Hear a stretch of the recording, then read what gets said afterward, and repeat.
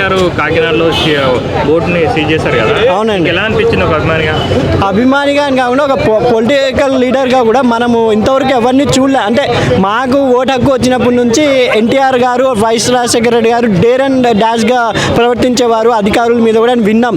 కానీ first time మాకు ఊహ తెలిసినంత వరకు అప్పుడు అంత మీడియా లేదు కాబట్టి స్వయంగా చూసాం కాబట్టి పవన్ కళ్యాణ్ గారు ప్రజల తరఫున పోరాడినందుకు హ్యాట్సాప్ చెప్పాలి అనుకో. ఇంకొకటి పవన్ కళ్యాణ్ గారు ఏది చేసినా విమర్శలు వస్తున్నాయి. అది కలెక్టర్ ఆల్రెడీ సీజ్ చేశారు అని చాలామంది కామెంట్ చేస్తున్నారు.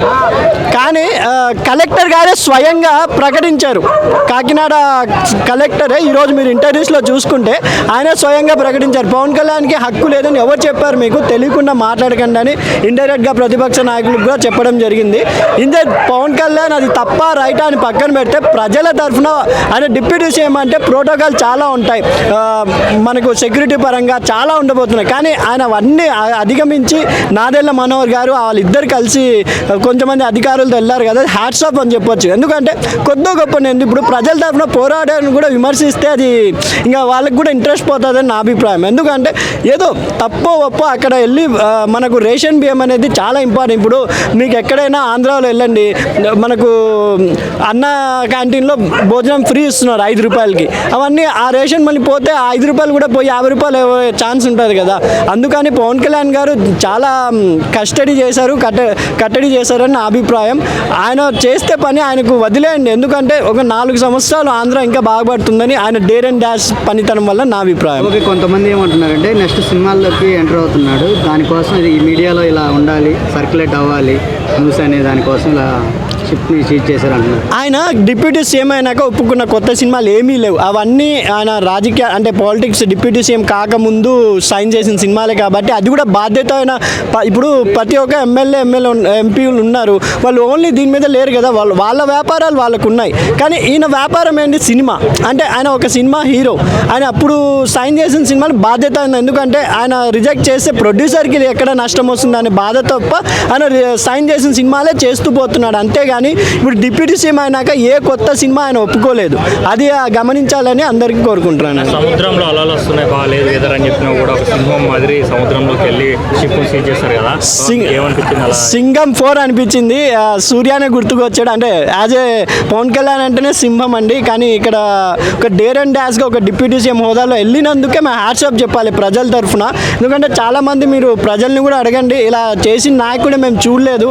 ఈవెన్ అక్కడ కాకినాడ రూరల్ ఎమ్మెల్యే కూడా జనసేన సంబంధించిన అతను అయినా కూడా పవన్ కళ్యాణ్ గారు దిగి అక్కడ అధికారులకు అన్ని బెదిరిస్తే చంద్రబాబు నాయుడు కూడా చూసి హ్యాట్సాప్ చెప్పారు, ఎవరు ఆపేది పవన్ కళ్యాణ్ని అని. ఆయన కూడా ఫుల్ పర్మిషన్ ఇవ్వడం జరిగింది. ఇప్పుడు రాబోయే రోజుల్లో అధికారులు కాకుండా వాళ్ళ సొంత నియోజకవర్గ మినిస్టర్స్ కానీ ఎమ్మెల్యేలు కానీ ఎంపీలకు కూడా దడ అని చెప్పుకోవచ్చు. ఎందుకంటే ఆయన ఓన్లీ డిప్యూటీ సీఎం, ఆయన అధికారాలు ఉన్నాయి. కానీ ఆయన హోమ్ మినిస్టర్కి కూడా చెప్పారు కదా, మీరు సరిగ్గా పనిచేయకపోతే మీ దాంట్లో కూడా నేను తల దురుస్తా అని.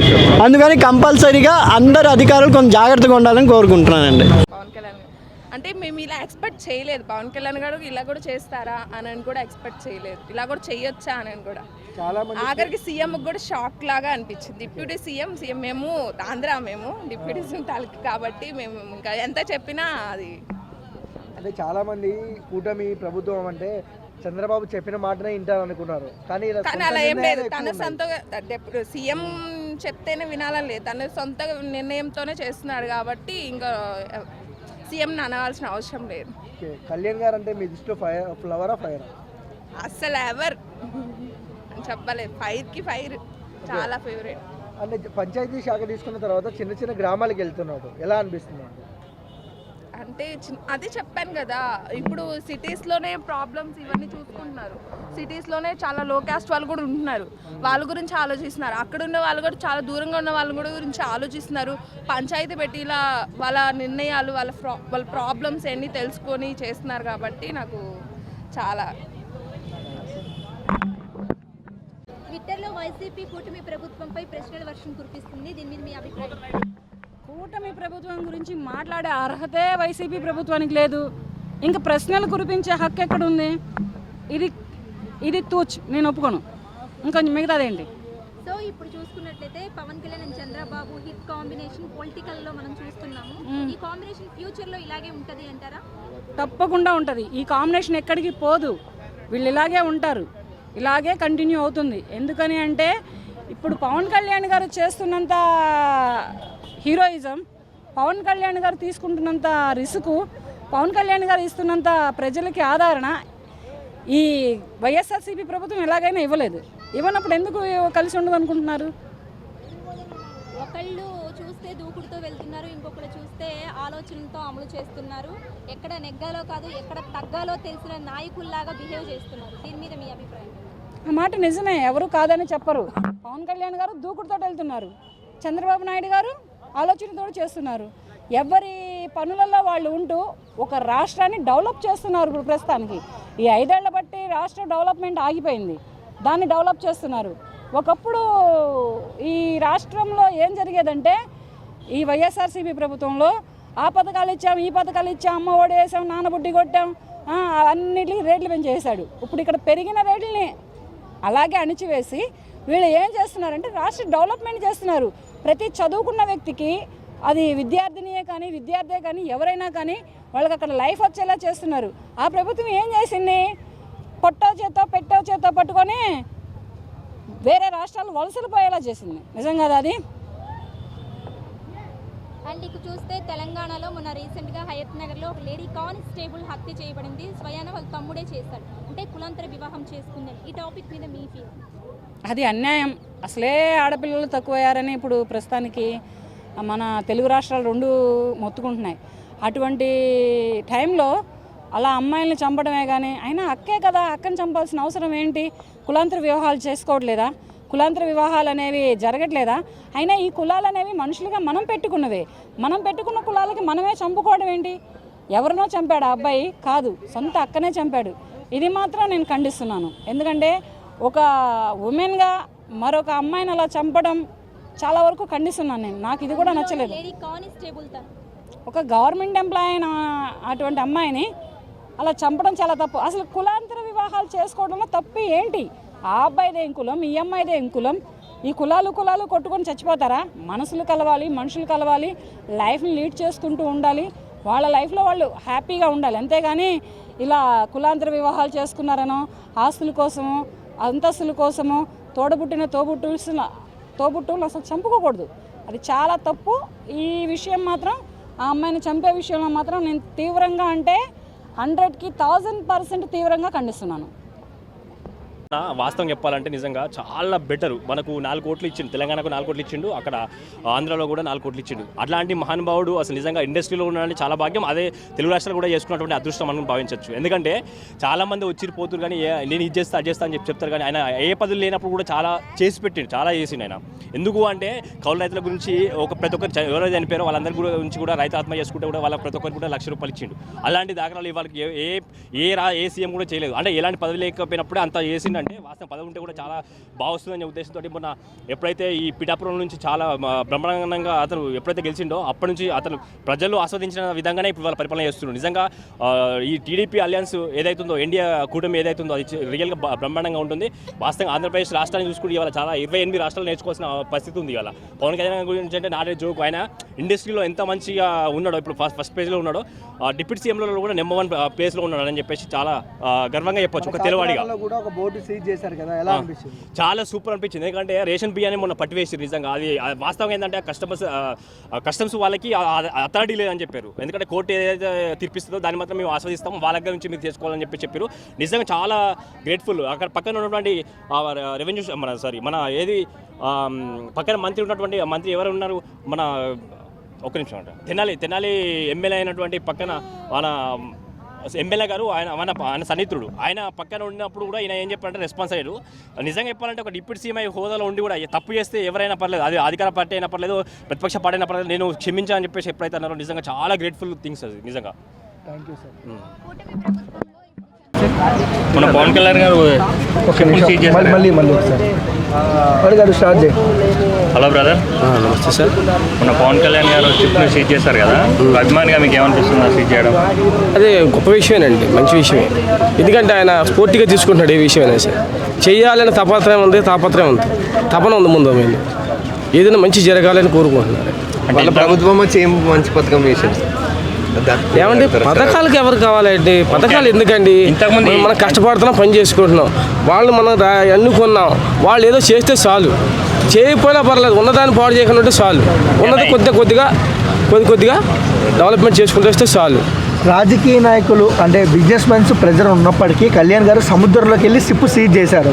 ఎలా అనిపిస్తుందండి? రిస్క్ తీసుకున్నాడండి.